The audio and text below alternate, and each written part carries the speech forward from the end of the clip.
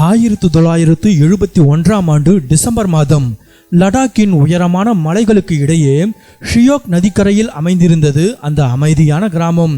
அதன் பெயர் துர்துக்.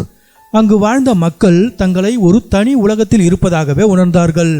ஆப்ரிக்காட் பழங்களின் இனிப்பும் பனி படர்ந்த மலைகளின் குளிரும் தான் அவர்களின் அன்றாட வாழ்க்கை. அப்போது அந்த கிராமம் பாகிஸ்தானின் கட்டுப்பாட்டில் இருந்தது. டிசம்பர் மாதத்தின் ஒரு குளிரான இரவில் துர்துக் மக்கள் உறங்கிக் கொண்டிருந்த போது எல்லையில் பீரங்கிகளின் சத்தம் கேட்டது. இந்தியாவிற்கும் பாகிஸ்தானுக்கும் இடையே போர் உச்சத்தில் இருந்த காலகட்டம் அது. இந்திய இராணுவத்தின் லடாக் ஸ்கவுட்ஸ் பிரிவு மேஜர் சேவாங் ரின்சென் தலைமையில் மிக கடுமையான மலைப்பாதைகளை கடந்து துர்துக்கை நோக்கி முன்னேறியது. அந்த போர் சில நாட்கள் நீடித்தது. திடீரென ஒரு நாள் காலை கிராம மக்கள் எழுந்து பார்த்தபோது தங்கள் வீடுகளுக்கு வெளியே இந்திய இராணுவ வீரர்கள் நிற்பதை கண்டனர். அந்த காலை பொழுது துர்துக் மக்களின் வாழ்வில் மறக்க முடியாத ஒன்று. நேற்றிரவு வரை அவர்கள் பாகிஸ்தான் குடிமக்கள். ஆனால் இன்று விடிந்ததும் அவர்கள் இந்திய குடிமக்களாக மாறிவிட்டார்கள். லைன் ஆஃப் கண்ட்ரோல் எனும் எல்லை கோடு அவர்களுக்கு பின்னால் தள்ளப்பட்டது. மக்களுக்கு ஆரம்பத்தில் ஒருவித பயமும் குழப்பமும் இருந்தது.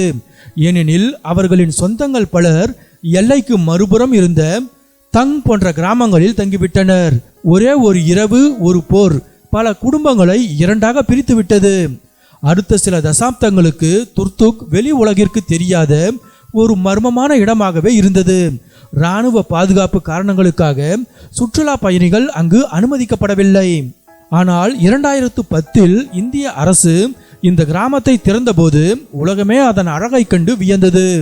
துர்துக் மக்கள் பல்டி இனத்தை சார்ந்தவர்கள்.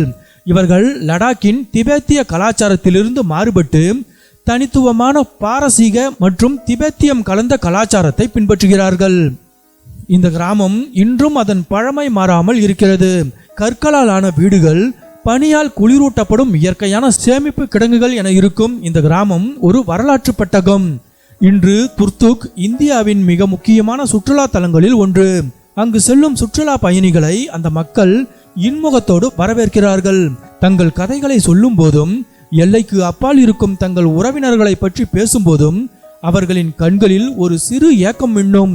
துர்துக் வெறும் நிலப்பரப்பு மட்டுமல்ல, அது காலத்தால் பிரிக்கப்பட்ட மனித உறவுகளின் சாட்சி. இன்று இந்திய மூவர்ண கொடி அங்கு பெருமையுடன் பறக்கிறது. அதே சமயம் அந்த மண்ணின் பூர்வக்குடி மக்களான பல்டி இனத்தவர் தங்கள் தனித்துவமான அடையாளத்துடன் இந்தியாவின் ஒரு அங்கமாக வாழ்ந்து வருகின்றனர்.